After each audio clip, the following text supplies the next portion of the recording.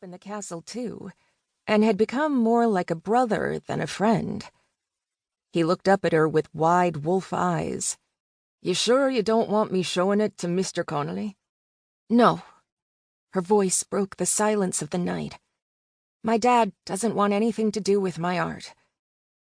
She may have been little Isabel Connolly to her father, but she was Bella Nolan to the art world. Her paintings of werewolves in majestic settings had been sold worldwide, sometimes for hundreds of thousands of dollars. There weren't many who knew the truth. "But you've got a magic touch with those paintings of yours. You're a rising star in London." He patted his paws around the dirt. "Probably America, too. Wouldn't Mr. Connolly like to know before he—" "I'm working up the nerve to show him," she interrupted, removing the canvas from the board. "But I want to do it on my terms, and in my own time." Neil didn't know, but she'd already set in motion the plan to reveal the truth to her disapproving father. She'd spent the last year hunting down her paintings from all over the globe. She'd tracked the auction circuit, noting buyers' addresses, and making them offers they couldn't refuse. Money wasn't a problem. Not when time was slipping through her fingers.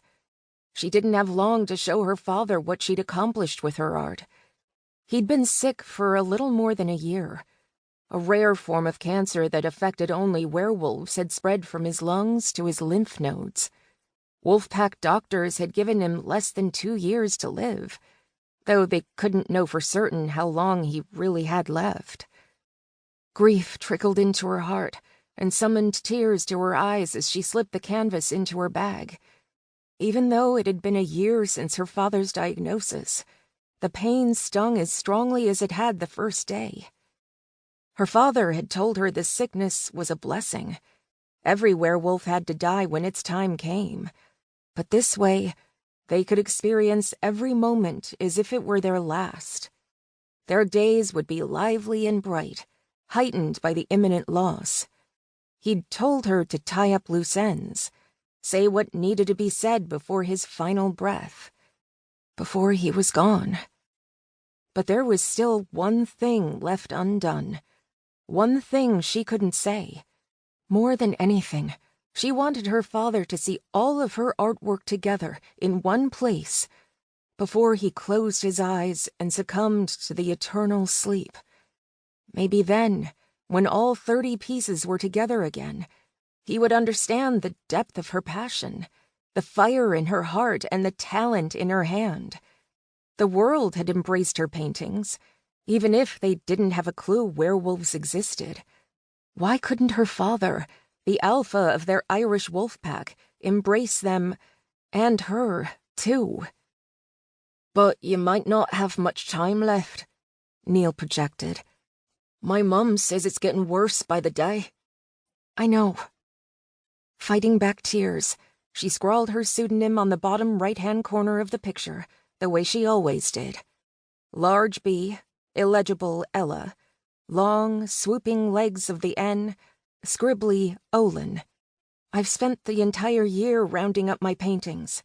I'm storing them in Dublin, in a room at the National Gallery of Ireland. I don't have them all yet, but I'm close. When you're ready, let me know, and I'll have my mum drop this one off too." "Thanks, Neil. That means a lot." Neil huffed in approval as puffs of condensation rose in front of his face. "How many Bella Nolan pieces are still in the wild?" 12, I think. She gathered up her painting supplies and tried not to think about how long it would take her to find the last few pieces of art.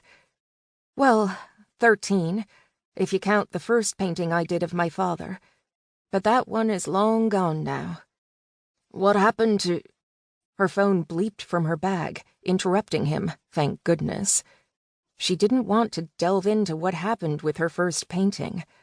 How could she explain the story, yet hide the pain? Her father had said painting was a waste of time. An alpha's daughter should spend her days and nights studying tradition and pack policy. How could she express the shame she'd felt when her father flung her precious first piece of art into the hearth? It hadn't been lit when he'd chucked it,